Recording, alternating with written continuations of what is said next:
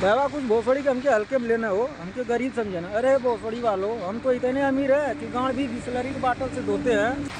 हाँ भाई साहब, 20 रुपया का बिस्लरी का बाटल खरीद ली है, पूछे ने गाँव जलाओ विदा अपन गाँव धोई बाबू साल लोन के गाँव जलाई।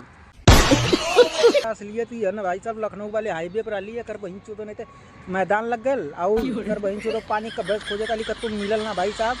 धीरे धीरे पानी देखे के चक्कर में भैया 8-10 किलोमीटर डाक देली, लेकिन पानी लौकल ना और प्रेशर चाँप के बना लेला भाई साहब। एक वजह से मजबूरी में जिस भैया भैया बिस्लरी खरीदली है तो चला रजा अपन लोगों ध्यान दे जा। चली तनी निपट ली भाई साहब, भैया तनी सी जगह मिलल है, नहीं तो कत्तू है बउआ पे तो जगह यूँ ना मिला था। चारों ओर कटेलवा तारे के घेरल हुए, देखत तो भैया खुलल है यार, देखत वो पैक हुए यहाँ से पैक है, ये खुलल है भाई साहब।